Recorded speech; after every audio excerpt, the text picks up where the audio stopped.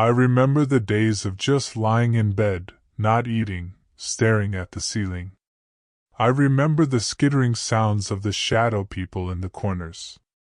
But most of all, I remember the voices screaming at me, constantly. The voice I heard most often was my mother's. Her insane, grating cry would pierce the silence. "Wet your bed again, and I will cut it off!"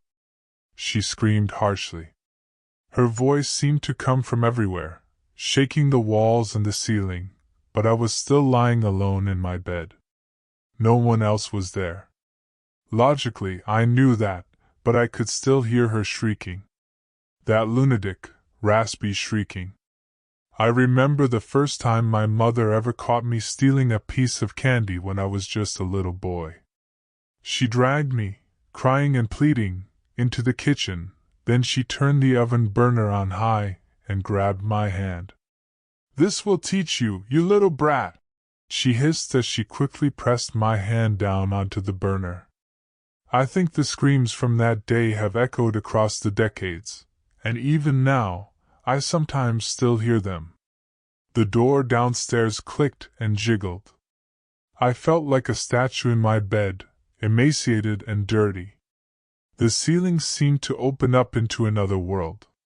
A ragged patch, about 7 feet across, crumbled away, revealing a paradise with rainbows, bright green rolling hills, and puffy clouds beyond. But in this dank place, my flesh body stayed and rotted, surrounded by garbage and filthy dishes with larvae squirming on them. Out of my peripheral vision, I saw policemen and paramedics rushing in. Their cold, attentive eyes scanned the room quickly. But mixed in with them, the shadow people skittered and writhed. They grabbed me, but I couldn't tell if the hands were the flesh of humanity or the cold, void-like grasp of the shadow people. I looked up at the opening in the ceiling. It seemed to wave me forward. I felt myself floating out of my body, toward the land of milk and honey, where the blue skies and eternal sunshine beckoned. I glanced back. The shadow people swarmed all over my filthy, broken shell of flesh, but I knew I had escaped their clutches. The paramedics and shadow beings worked together to take my body away, but I felt grateful, knowing that I had just left behind a fate worse than death. Time passed, but I don't know how long. I lived in the world of eternal sunshine, clear streams, and endless forests. I would glance back through the opening occasionally, seeing my body made of meat still lying there.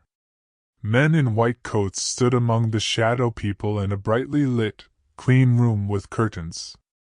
The shadow people took their razor-sharp fingers and traced invisible sickness all over my body. Other shadow people gnashed and clawed at the men in white coats. I knew their attacks didn't leave physical marks, but they were like radiation in a way. If a shadow person reached inside someone's body and traced its dagger-like finger across their liver, that person would develop liver failure or cancer within months. I had seen it happen many times. The shadow creatures attacked me all over. With each brutal assault, it seemed like I lost more and more of myself. I turned away, sickened. I would always return back toward the land of sunshine and rolling hills, but as I looked around, it seemed more like a prison than ever before. I was alone in these forests, set to wander under the beautiful springtime hills for eternity. Perhaps this place was hell. Instead of fire, it used boredom to burn, just like a prison. I heard the men in white coats speaking through the opening that always followed me. "It's a rather severe case of catatonia with catalepsy and mutism," one of them with glasses said. "He has a prior diagnosis of schizophrenia, but it seems to have gotten much worse." "Does he have any past history of catatonia?" the bald man in a white coat asked. The man with glasses shook his head, grimly looking down at my body made of meat. The rest of the men looked on with slightly bored expressions. One turned and left the room, jotting something down on a clipboard. No reported history of mutism, waxy flexibility, or any other typical signs, the man with glasses responded, letting out a low sigh. Well, he's not responding to benzodiazepines, so we'll start him on electroconvulsive therapy and continue the lorazepam for now. We'll also keep the feeding tube. So, what are you putting down as the official diagnosis? The bald one asked. The man with glasses wrote something down on his clipboard. Withdrawn catatonia resulting from severe untreated paranoid schizophrenia, he replied. We'll have to get an involuntary commitment form signed by a judge. Tell the nurses to rustle up an extra inpatient bed in psych. He's going to need it. The next few days slipped by as before. I watched them wheel my body into a room with lots of machines. They placed a robin's egg blue mouth guard with a breathing hole in it between my teeth. They rubbed gel on my forehead and started attaching circular electrodes to my skin. The shadow monsters, flitting around, seemed to laugh and dance. They supposedly give ECT patients drugs to put them to sleep, but I saw the whole thing from that other world. Perhaps there are more things in existence than doctors ever dreamed possible. I watched my body jerk with seizure after seizure as the electricity hit it. I felt myself being ripped from the dream world I had inhabited. I fell through the opening toward my silent, thin body. It lay there, as pale and still as a corpse. As we rejoined, I thought I could hear the laughing of the shadow people. I groaned. My eyes flew open. I saw time had passed, though I had no idea how much. I wasn't in that surgical room anymore, with the kicking, seizing surges of electricity and the doctors who showed far too many teeth in their smiles. Now, I was alone. Every part of my body seemed to hurt. My back screamed at me as stabbing pains ran up and down my spine. I sat up suddenly in the darkness, looking around. I was lying on a thin mattress in a room with oppressive, brutalist concrete walls. I blinked quickly, my eyes adjusting. A thin trickle of light barely seeped in through a window. Metal bars crisscrossed the opening.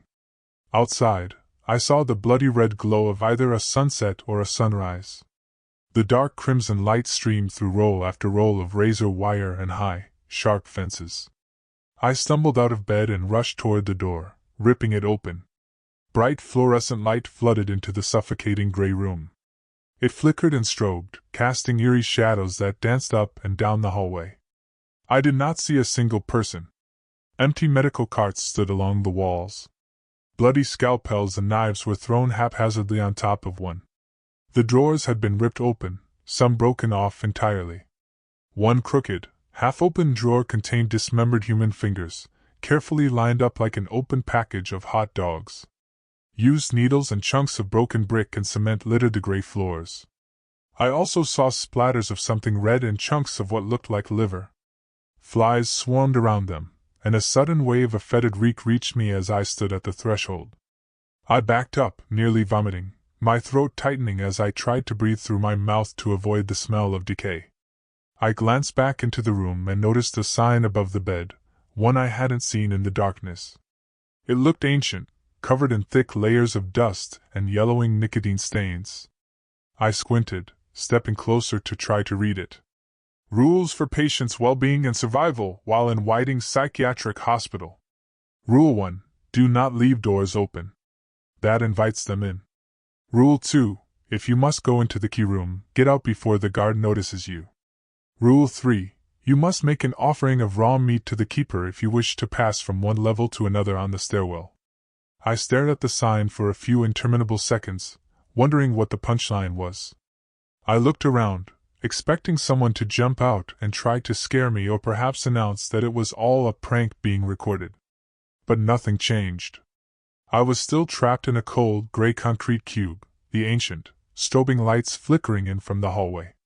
A sudden coldness ran through my body. I glanced at the open door with a shrinking feeling in my chest. For a brief moment, in the flickering lights, I thought I saw a pale face with wide, excited eyes peeking around the corner. The fluorescent lights made a faint tink tink tink sound as they strobed in the hallway, sending their eerie glare into every corner of the room. "Hello?" I whispered, tiptoeing toward the door. "Is someone there?" I was cut off by an eerie, congested breathing, a long, raspy inhalation, as if a corpse with dirt and worms in its throat had just come back to life. My heart raced at 100 miles an hour, beating so hard I could hear it in my ears. "Dax!" The voice gurgled, calling my name. I heard more ragged, choked breaths faintly echoing from further down the hall. I backpedaled quickly, looking for some kind of weapon, but everything was bolted down to the floor, even the bed. Unless I wanted to try suffocating these eldritch creatures with a thin hospital pillow, there was absolutely nothing of use in this room.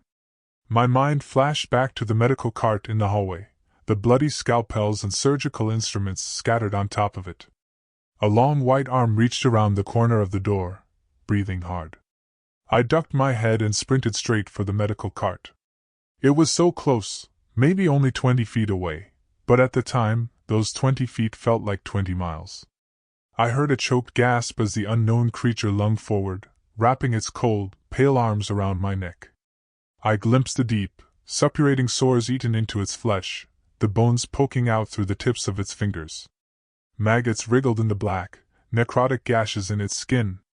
I saw long black hair fall over my vision and smelled the odor of rotten tomatoes and decaying meat. Though this happened days ago, and I did eventually escape that wretched place, sometimes I think I can still smell that fetid odor in the air, and my heart freezes. "Dax!" It hissed in my ear, tightening its freezing hands around my neck.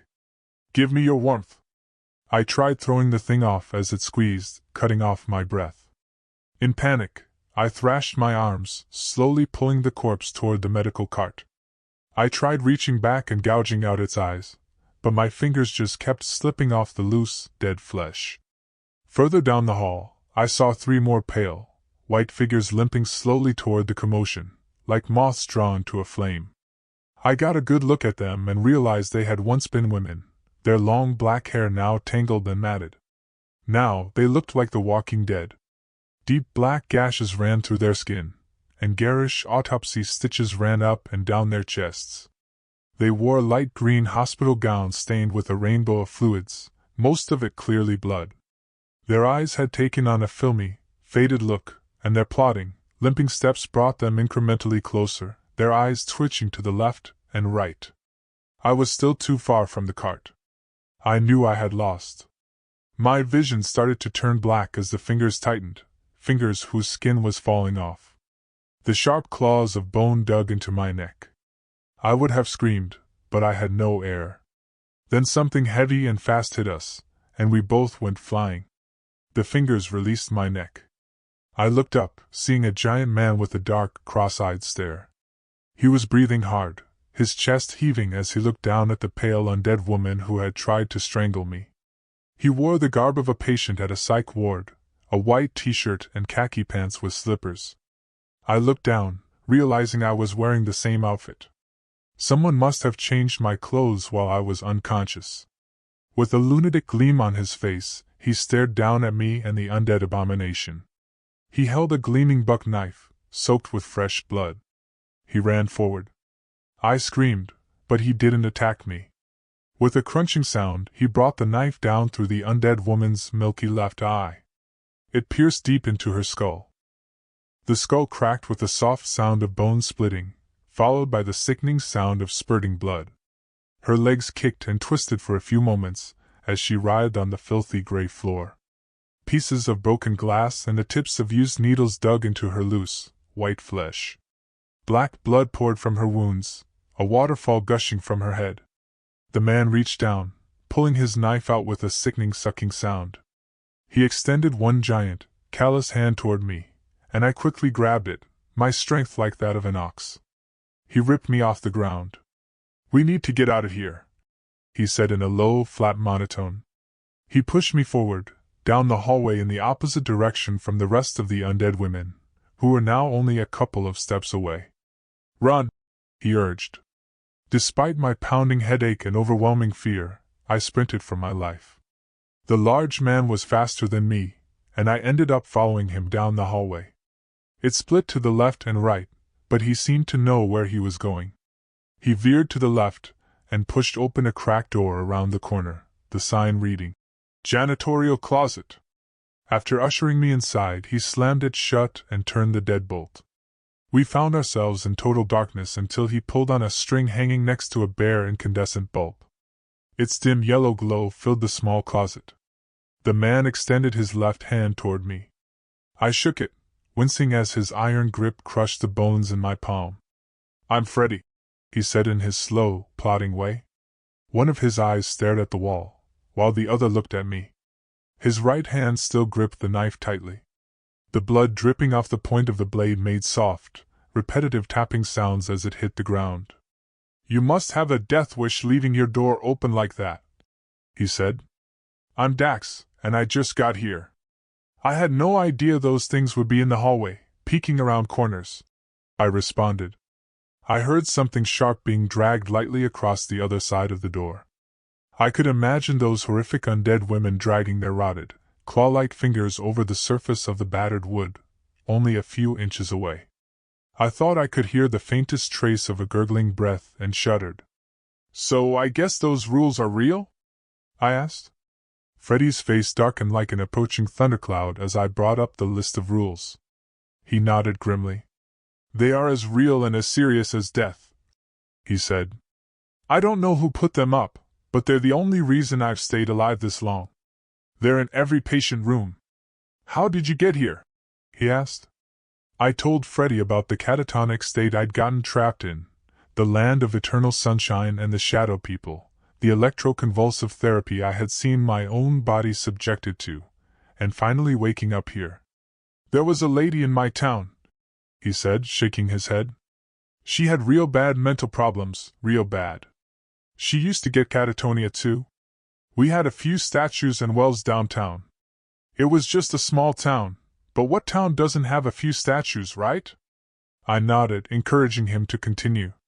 "Well, the lady used to walk over slowly, confusedly, almost like a robot that doesn't know how to use its legs. Once she got near a statue, she'd freeze. Sometimes she'd have one arm bent upwards at a 90-degree angle, or she'd be posed like the Statue of Liberty." He started giggling. "She would just stay like that forever if you let her, until she died or collapsed, or whatever. Obviously, someone would have to come and get her. They'd have a couple strong guys come and pick her up and put her in the back of a car. When they carried her out, it looked like they were carrying out an actual statue. She'd be stiff and rigid as a mannequin. Sometimes my family would drive through downtown, and she'd be out there, stiff as a statue. And my daddy would say, 'Ah, goddamn it, there's old Becky again, doing her rigor mortis routine.' And I would laugh, but deep inside, a piece of me also cried because even though it was kind of funny to me back then, even as a kid, I knew something was deeply wrong and disturbing about the whole thing. I mean, she'd literally stand there until she froze to death if someone didn't come grab her." I nodded, feeling suddenly very tired. "Is there any food or water around here?" "My head is pounding," I said, rubbing my forehead and trying to relieve the horrific migraine pulsating in time with my heart. "Well, there's the cafeteria on the ground floor, but we'd have to go through the stairwell. You're on the 3rd floor right now, you see." "It's no big deal, really," Freddy said. But then he paused, recalling the rules. "But we need to feed some eldritch beast with raw meat, right?" I smiled faintly. "Yeah, I guess we do," I replied. He nodded and reached into his pocket, pulling out another blood-stained folding knife and handing it over to me, handle first. "We can just cut a chunk out of that corpse in the hallway," he said blankly, showing no emotion as he talked about feeding human meat to the stairway master. "He's not so bad, really. Or it, I guess, because I'm not even sure if those things have males and females." "What does that mean?" I asked, my curiosity mixing with a sense of dread. He just shook his head.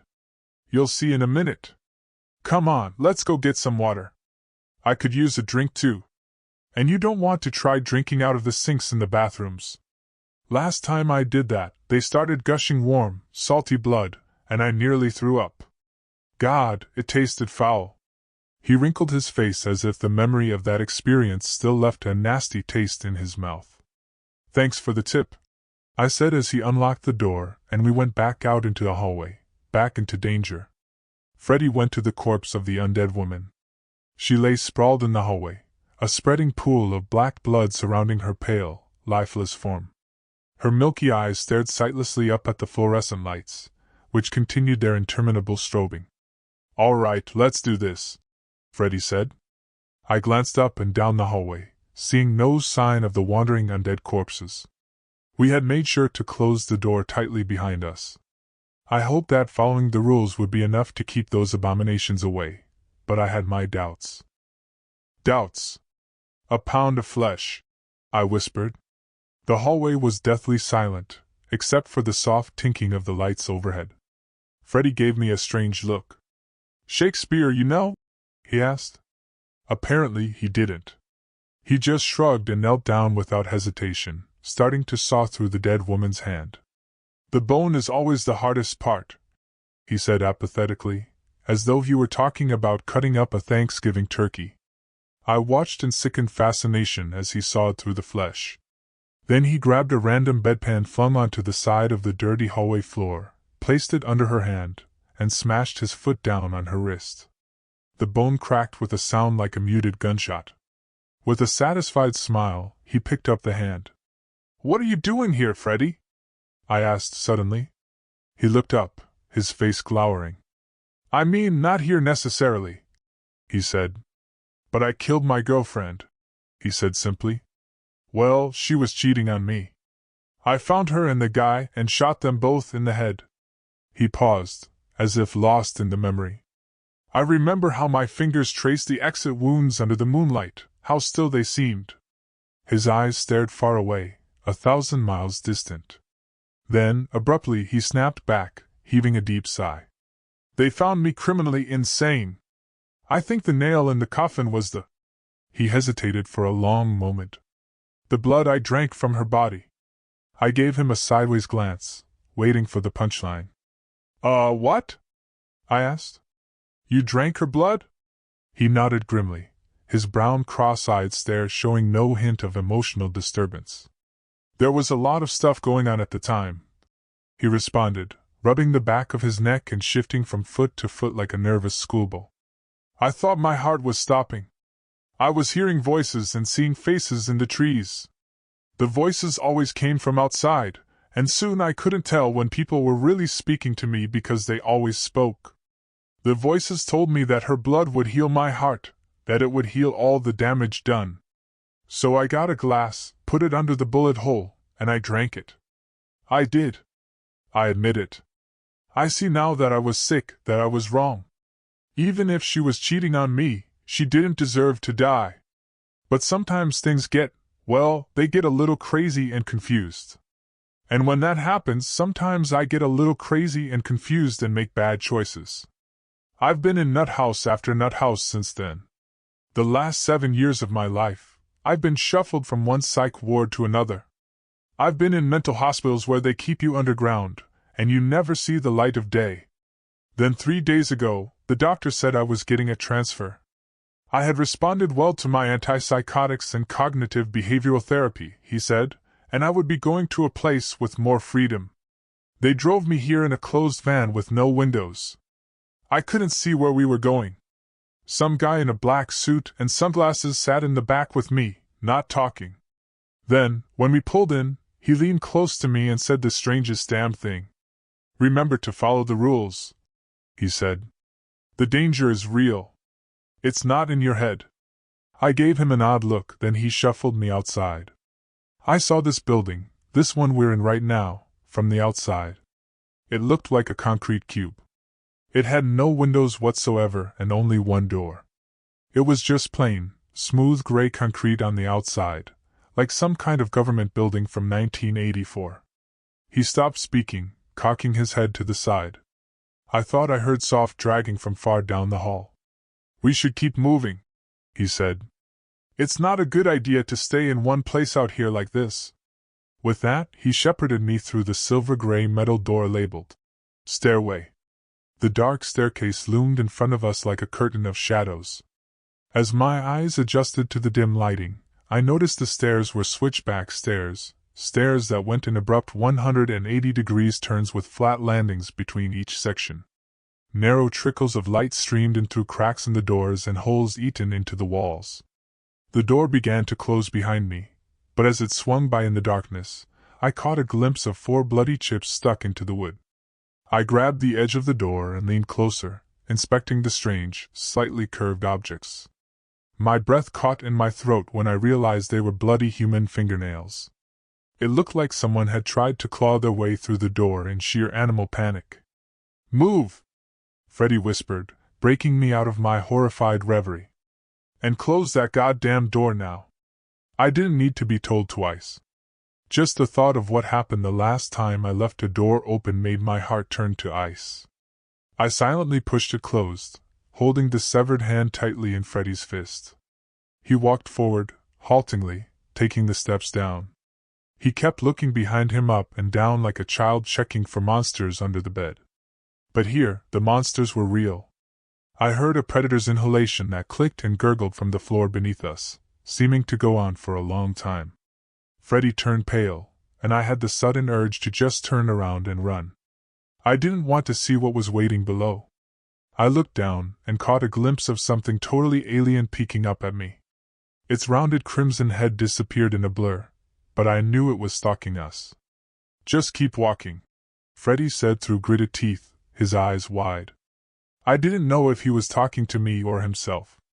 He held out the dismembered hand in front of him, as if it were a sacred talisman used to ward off evil spirits.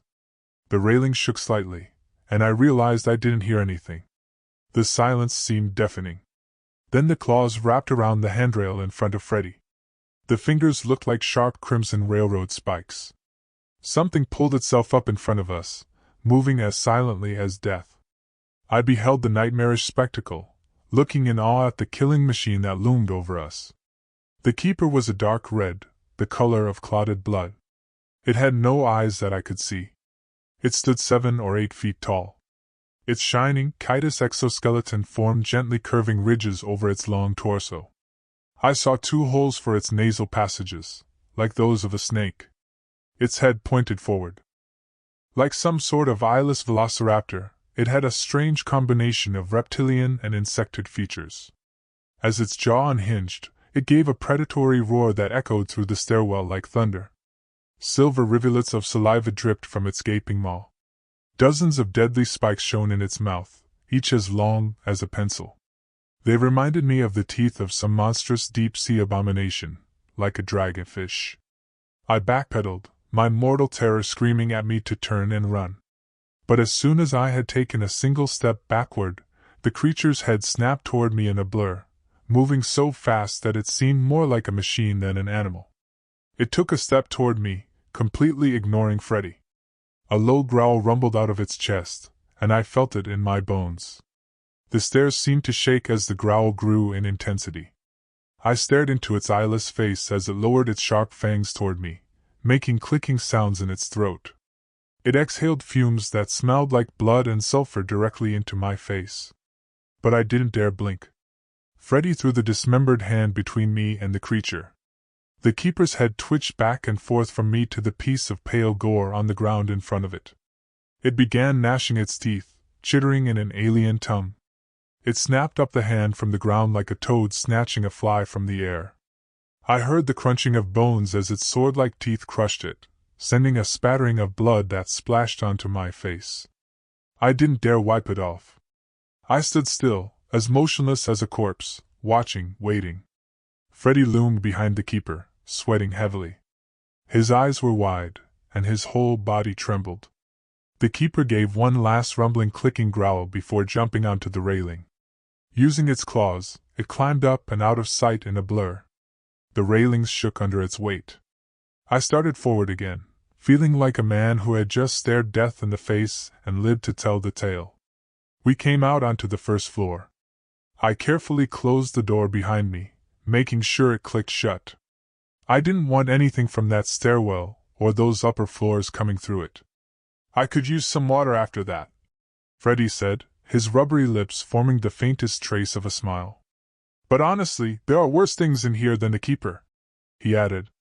I feel like if I had enough time, maybe I could domesticate the keeper, like some sort of alien dog.